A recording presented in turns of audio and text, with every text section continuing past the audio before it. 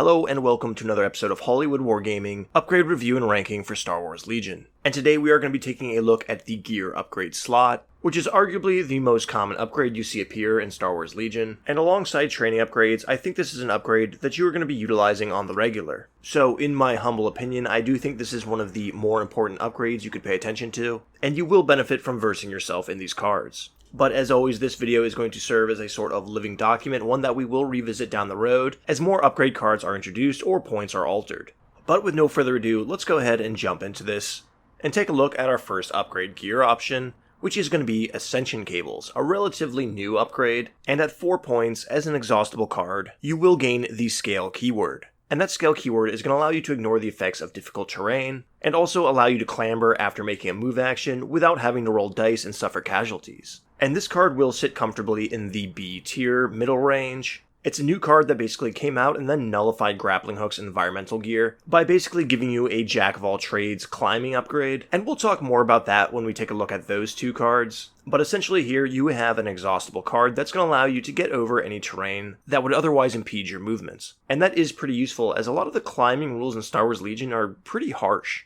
And just being able to tap that card and then get over that piece of terrain could make the difference between you scoring an objective or being caught in the open and wiped out by enemy firepower. It's a handy card to have, especially on units who are going to be either assaulting objectives or need to navigate the battlefield with unhindered mobility. Still, this card is kind of relying on what kind of terrain you're playing on, and unless you're very familiar with the terrain pool that you will be using to decorate your battlefields, you are kind of rolling the dice equipping this on your units, especially at 4 points. That's not a big investment for a singular unit like a hero, but once you start thinking about blanketing it throughout your force, it can get quite pricey. So while this can be an incredibly useful card, its price doesn't quite match how situational it is, and there's a good chance that with this card more so than other gear upgrades, you will be spending points on something that you don't use. So while I am grateful that we had Grappling Hooks and environmental gear bundled into one card, it's still one that I just don't find myself taking very often, though I'm sure this will vary depending on which type of terrain you frequently play on.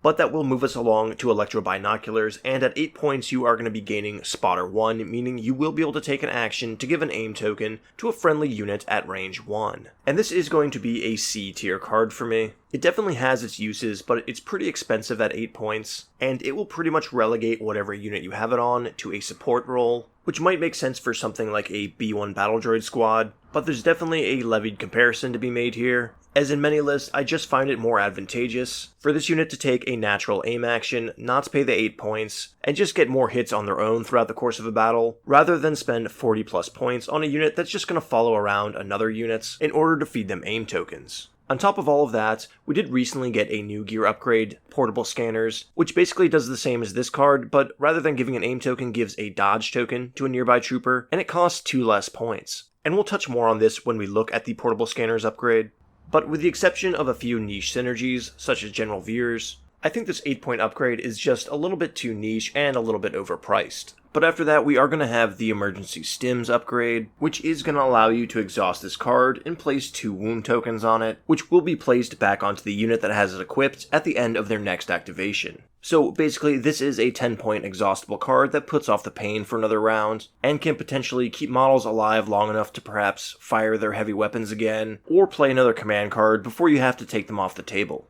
And this is going to be a B tier card for me. Honestly, I don't have a whole lot of experience with it, but I could absolutely see it winning a game, especially if you use it on a commander or operative, and they stay alive long enough to either play another command card or capture an objective. That being said, it is a very expensive card, and you're not preventing any wounds from happening, you're just staving them off until your next activation. And that really does beg the question as to whether something like a medical droid is just a better use of points. And the more I think about it, I do think I'm being very generous putting this one in the B tier, but like I said, I don't have a lot of experience with it, but I could see it being absolutely clutch and game-winning in some very niche scenarios. But if you guys have more experience with emergency stims, let me know in the comments below, or are you like me and just find them to be too expensive for what they do? But after the stims, we are going to have the first of our 2 movement capability cards that were more or less made irrelevant by Ascension Cables, and this will be environmental gear, which gives you the unhindered keyword, allowing you to ignore the effects of difficult terrain. And while this card has been reduced to just 2 points, it is going to rank in at the C tier, as difficult terrain really just isn't that much of an issue to get around, and that's if it's appearing on the battlefield at all. Yes, this means you will be able to move over things like barricades without dropping your movement speed,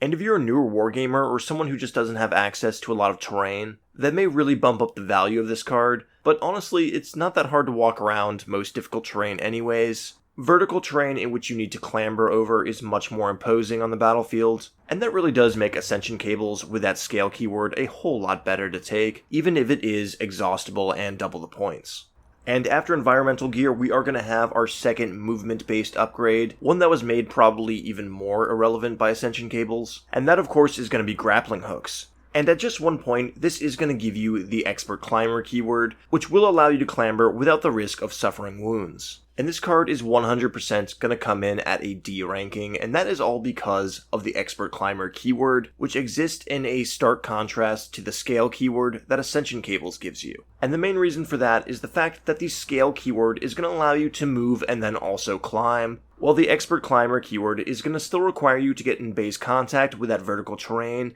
and then make a clamber action to get up it. So effectively, it's not actually increasing your mobility, but just ensuring that you don't receive wounds from clambering. On top of all of this, Scale also gives you the effects of Unhindered, allowing you to ignore difficult terrain. And all of that makes the Expert Climber keyword really outdated and irrelevant in Star Wars Legion, so I will never recommend a player going out of their way to acquire the Expert Climbing keyword. But after that, we have another more recent mobility upgrade, however one that is restricted to the clones, more specifically the ARC Troopers and Clone Captain Rex, and that is going to be the JT-12 Jetpacks. And again, this is an upgrade that will be restricted to the ARC Troopers and Rex, will cost 10 points on an ARC Trooper unit and only 5 points on Clone Captain Rex, and will grant them Jump 2. And as we all know from playing our Jedi heroes, Jump is just a fantastic keyword, which will rank these jetpacks in at an A ranking. They work incredibly well on the two units that can equip them, as they both have pretty lethal range 2 attacks, and being able to just circumnavigate every piece of terrain on the tabletop is quite advantageous. However, they are somewhat expensive, and having a unit with such high mobility can actually kind of get them into trouble if you don't plan accordingly, as they can kind of sprint ahead and get a little bit too far away from their friendly units, which can be problematic, especially in an army with token sharing like the clones. Still a pretty solid option if you don't get too cocky with it. But after that, we are going to have Portable Scanners, which is a newer upgrade and is again an antithesis to the Electro Binoculars, as this 6-point card is going to give you the Take Cover keyword, an action that will give a friendly unit at range 1 a dodge token. And the more I play Star Wars Legion, the more I feel like dodge tokens are kind of better than aim tokens. Sure, there's plenty of units out there that really benefit from having aim tokens on them, but in a lot of scenarios, just keeping your units alive is going to guarantee you more dice rolls in the long run, and help you keep your activations on the table for more board control. And with keywords like Deflect and Outmaneuver, combined with things like the command card Vigilance, which allows you to hold on to dodge tokens at the end of a turn, I think this card is a way better investment than Electro Binoculars, especially when it's 2 points cheaper. And those overlapping synergies is going to make this an S tier card for me. I just find it universally more beneficial than Spotter 1 at a cheaper cost, which makes it very appealing to throw onto my support units such as a T-Series Tactical Droid Commander or a Clone Engineer hanging out behind my Saber Tank. But after that, we are going to have Recon Intel, a very inexpensive card at 2 points, allowing you to make a Speed 1 movement at the beginning of the game. And this will be a B tier card for me. For the most part, it's rather inconsequential, but hey, a free movement is pretty good in a game that is very objective-oriented, and often requires your force to be reactive and mobile. But this card often becomes a must-take on certain units, as a lot of other models in the game will have Scout built into their unit card already, and this will stack it up, allowing them to make even further movements, sometimes up to range 3, and with certain exceptions, such as Clone Captain Rex, this can actually boost up other keywords like Scouting Party, and have a chain effect that is going to buff multiple units. So for a standard trooper unit on its own, maybe this isn't the best use of 2 points, but there is a good handful of units in Star Wars Legion that make fantastic use of this card, and if you can stack this with either Scout or Scouting Party, it is a very solid investment. But lastly, we are going to have the Targeting Scopes upgrade,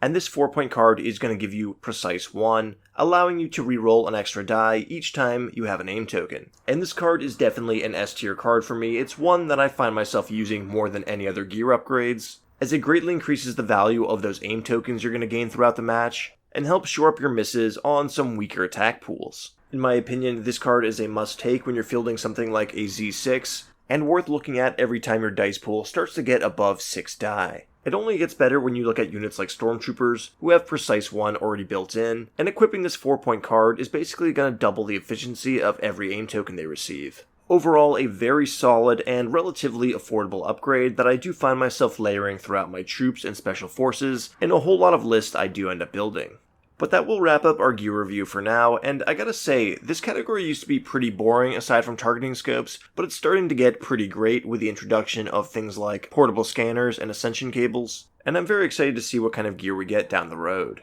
But let me know what you guys think in the comments down below. Have I struck any nerves on this video? I know I tend to do that. A lot of these upgrades do tend to fit different people's playstyles and the lists they build, and maybe I have a bit of a blind spot for some of them, so please let me know in the comments down below. As always, explain your reasoning, and if you like the video, consider subscribing to the channel, leaving a like, turning on notifications, all that fun stuff, and until next time guys, take care.